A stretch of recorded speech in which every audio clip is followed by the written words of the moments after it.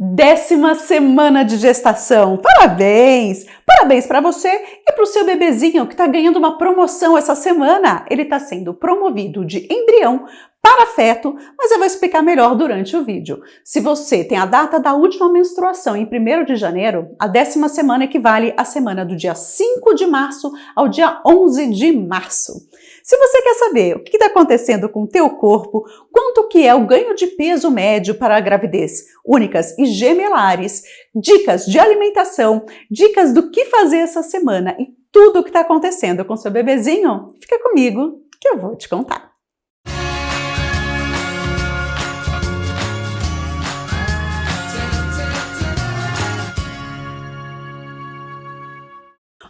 Olá! Eu sou a Mônica Romeiro, tô muito feliz em ter você aqui comigo.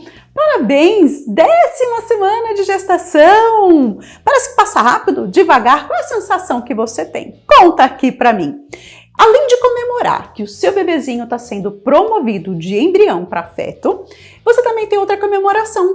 Você sabia que muitas das mulheres começam a sentir agora na 10ª semana uma diminuição dos enjoos? Me conta se isso vai acontecer com você também. A maioria acaba tendo um sumiço do enjoo com 12 semanas, mas não é a regra, tá bom? Muitas sentem essa diferença a partir de agora, na 10ª semana. Por conta do volume sanguíneo tá aumentando e vai aumentar até 50% no final da gestação, você pode estar notando que as suas veias estão mais aparentes e que você também está com a bochechinha mais rosada. A progesterona ajuda também nesse processo de deixar o nosso rosto mais rosadinho, com mais carinha de grávida. E a parte de ganho de peso? Você deve ter ganhado mais ou menos ali 1,5 quilo, que tá ok, tá bom? Você não precisa ganhar mais do que isso. Porque lá no final da gestação é que tem a maior parte do ganho de peso. O bebê chega a ganhar 200 gramas por semana. Então acaba assim, reserva um pouquinho ali de calorias para o final. Atualmente você pode aumentar o número de calorias que você ingere de 300 a 400 calorias a mais por dia. E que não quer dizer que é para pegar no chocolate não, hein? Vai na alimentação saudável, inclusive vai ajudar você no controle de peso e recuperar o seu peso pós-parto também. São coisas importantes. Você pode estar notando já uma diferença no tamanho da barriguinha. A barriguinha cresceu? Me conta, tô louca para saber. Muitas mulheres começam a notar agora, na 10ª semana, essa diferença. Claro que não é aquela barriga que a gente gostaria de exibir por aí. Algumas pessoas podem fazer cara feia quando você entra na fila preferencial, porque ainda não estão percebendo, tá achando que é mais uma barriguinha ali de comer um pouquinho mais do que realmente uma gestação, mas já é seu direito, tá? Você já pode usufruir dos assentos para gestantes, das filas preferenciais, você já tem direito a tudo isso a partir do momento que confirma a sua gestação, tá bom? E não precisa ficar andando com ultrassom para provar, não. Mas se você tiver a carteirinha do SUS, que eu já deixei na semana passada, vou deixar até o link para você, qual é a importância dela e por que você tem que tirar essa carteirinha, já anda com ela que isso é bom para você também. E você sabia que o ganho de peso durante a gestação também varia de acordo com o peso que você estava quando você engravidou? É verdade! Se você engravidou abaixo do seu peso ideal, ou seja, estava muito magrinha, o ganho de peso pode girar em torno de 10 a 18 quilos. Se você engravidou dentro do peso ideal, o ganho pode ficar entre 8 e 10 quilos. Agora, se você engravidou um pouquinho acima do peso, aí o ganho acaba sendo menor, tá? Quanto maior essa diferença de peso ideal para o peso que você está, menos você deve engordar. Inclusive, algumas gestantes que estão com bastante sobrepeso, é indicado que elas nem ganhem peso durante a gestação. Então, você tem que conversar com o seu obstetra para entender qual que é o teu caso. Isso vale para a gestação única. E se for gemelar, como é que fica esse ganho de peso? Na gestação gemelar, a gente vai aumentar um pouquinho esse ganho. Então, tá abaixo do peso ideal, vai ganhar em torno de 18 a 22 quilos. Tá dentro do peso ideal, você vai ganhar entre 14 e 18 quilos. Agora, se você está com sobrepeso, a média seria 12 a 14, diminuindo, tá, esse valor de acordo com a distância que você está do seu peso ideal. Então, quanto maior o teu peso, menos você deve engordar, tá bom? Mas é claro que o teu médico vai te dar essas orientações direitinho. E não pense que todo esse peso, seja gravidez única ou gemelar, tá indo somente para o bebê. Esse peso vai mais ou menos uns 3 quilos para bebê, quando é gemelar um pouquinho menos entre eles, geralmente eles não chegam a tanto peso. Você vai ter mais ou menos menos 3,2 kg de gordura, 1,5 kg de placenta e líquido amniótico, 1 kg das mamas, que elas também vão ficar mais inchadas, 3,2 kg só de líquidos mesmo, de retenção de líquido e de fluxo sanguíneo. E aqui está a sua barriguinha! Olha só como já está começando a ficar um pouco mais arredondada comparado ali no comecinho da gestação. Quanto menos peso você estava quando engravidou, mais fácil vai ser identificar esse útero. Ele está do tamanho de uma laranja pequena. Vamos emendar no seu bebezinho? Olha seu bebezinho aqui, promovido de embrião para feto. Ele já está medindo no começo dessa semana cerca de 2,8 centímetros, podendo chegar a 4,2 no final dessa semana. Eles crescem muito rápidos. O tamanho dele seria mais ou menos equivalente a um morango pequeno, tá? Não muito grande. Como você pode ver, quando a gente está falando de 2,8, a gente está falando aqui que seria um micro morango. Mas no final dessa semana, ele quase chega ali no moranguinho pequeno. Mas pode descartar as folhas dele, que daí não dá para contar tudo isso, não. E por que ele teve essa promoção de embrião para feto? Porque quando é embrião, ele ainda está formando os seus órgãos. Agora, seus órgãos estão formados e eles precisam amadurecer. O que quer dizer também que a maioria das doenças congênitas, se tinha alguma para acontecer, ela já aconteceu. Você está ficando livre dos riscos de novas doenças aparecerem com seu bebezinho.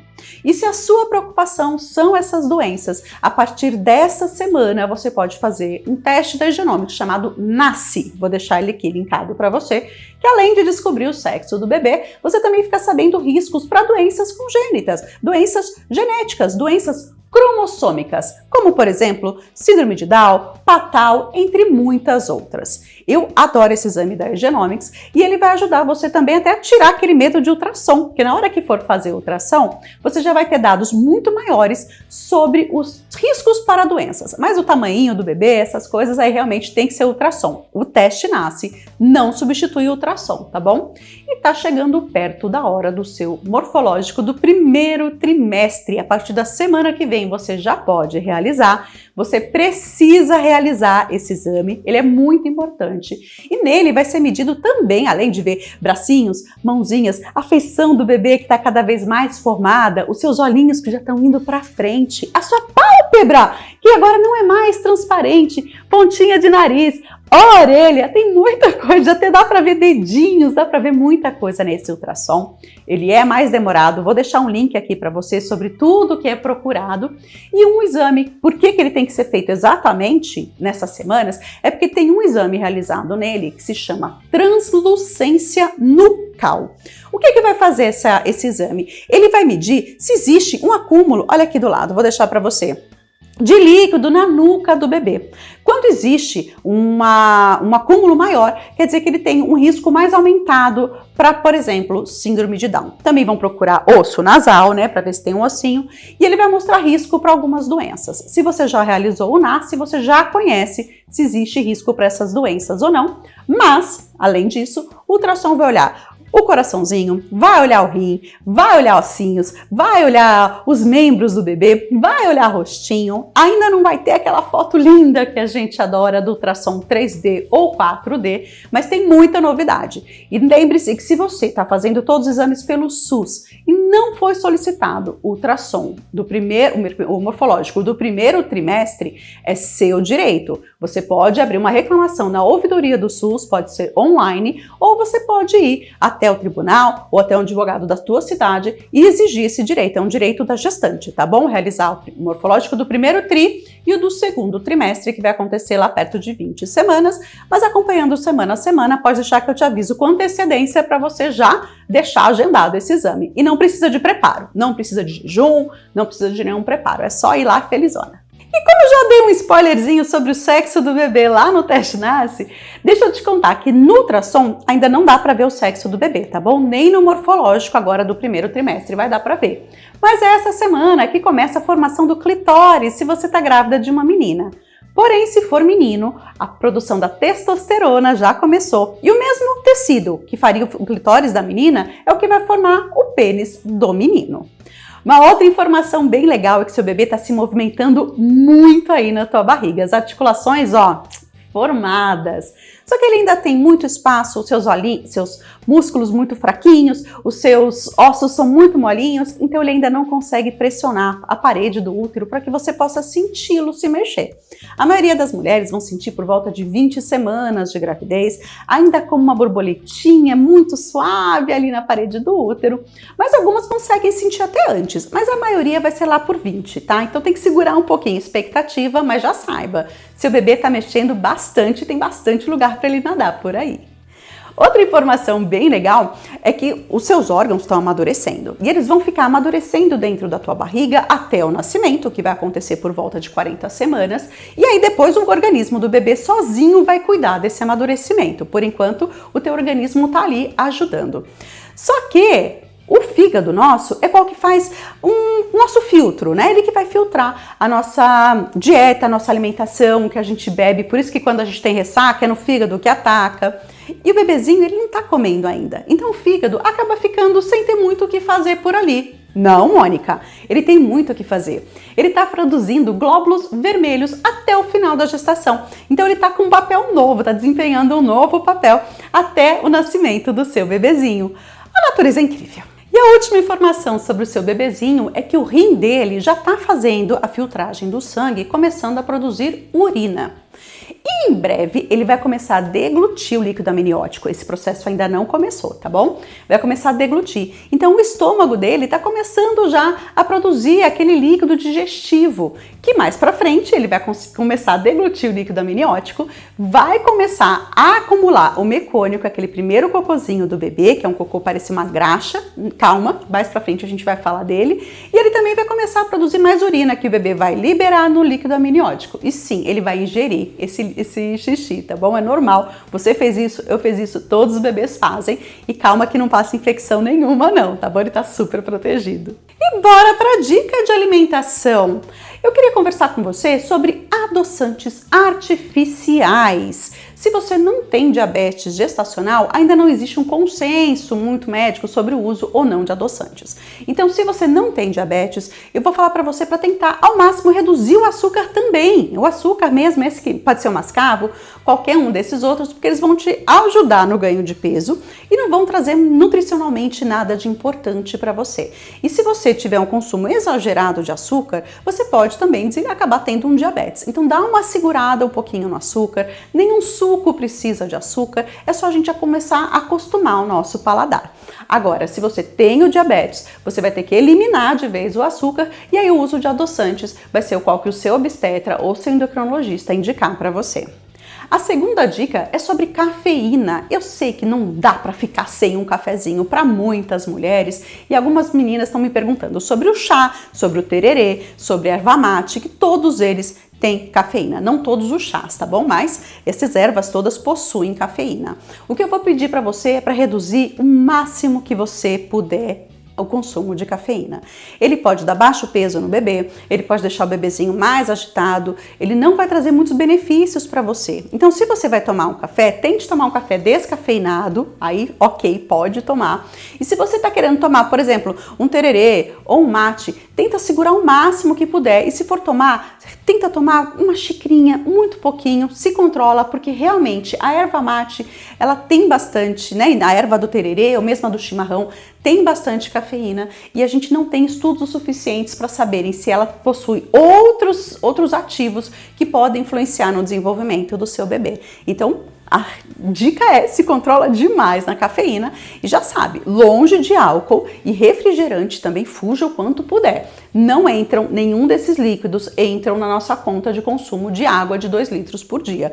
Tomou uma garrafa de 2 litros de refrigerante? Errou, mas tá tudo bem, não precisa tomar 2 litros, mas isso não elimina a necessidade de 2 litros de água também. E eu vou emendar aqui uma dica da semana que tem a ver com alimentação para você convidar o seu parceiro, sua parceira, as pessoas que moram com você a melhorarem a qualidade dos alimentos que entram na sua casa. Eu sei que eu tô batendo nessa tecla toda semana, mas é muito importante melhorar a qualidade do que você come, porque teu filho também vai aprender, não só porque o que você come ele vai deglutir quando ele estiver deglutindo lá no líquido amniótico, mas também ele aprende muito mais olhando do que falando.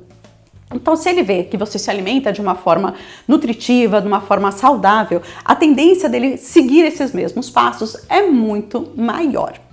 E como estamos falando em dica da semana, a minha outra dica é te lembrar de tirar foto da barriga com aquela mesma roupinha, no mesmo lugar, para você acompanhar esse desenvolvimento da barriga.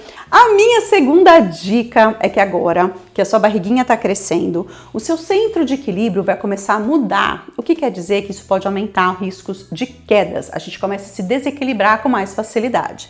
E às vezes, por estar muito tempo em jejum ou muito cansada, a gente pode ter mais tonturas também. Então, cuidado ao levantar, comece a levantar mais devagar, inclusive quando você estiver deitada na cama pela manhã, ou quando você está um pouquinho sentada no sofá, ou muito sentada no seu trabalho, comece a tomar um pouco mais de cuidado, tá? As grávidas tendem a cair mais, tanto por tontura, quanto a pressão que pode cair, como também por centro de equilíbrio ter mudado, né? E vai mudar ainda mais agora com o decorrer da gestação. E a última dica da semana é que para muitas mulheres com diminuição dos enjoos, que pode acontecer essa semana, a libido começa a voltar. Se for o seu caso, você estiver disposta, estiver afim, é hora de fazer uma surpresa ali para o marido, preparar agora um jantarzinho mais romântico, convidar para ficar deitado de conchinha, investir um pouquinho mais no relacionamento de vocês, porque esse começo enjoando, não dá para pensar em namoro não. Não dá, mas se você estiver se sentindo bem, quem sabe tá na hora agora de você retomar. Se você não tem uma gestação de risco, se você não tem nenhuma dor ou sangramento, principalmente durante a relação, depois também, mas se você não tem nenhum desses desconfortos, namorar é completamente saudável para você, para o seu relacionamento e para o seu bebê. E mesmo ele grandão, ele não vai entender ali o que está acontecendo, tá? Ele só vai receber uns hormônios de felicidade e bem-estar e é isso só que ele vai sentir, tá? Então, tá liberado, bebezinho também vai se aproveitar desse momento se sentindo bem e você mais ainda, né? A conexão ali do casal vale a pena demais. Eu espero muito que você tenha gostado dessas dicas, dessas informações. Conta pra mim como é que você tá se sentindo. Parabéns pela 10ª semana de gestação. Marca uma mamãezinha para vir acompanhar a gravidez aqui no Almanaque dos Pais também. Não esquece de deixar um curtir pra mim. Te vejo no próximo vídeo.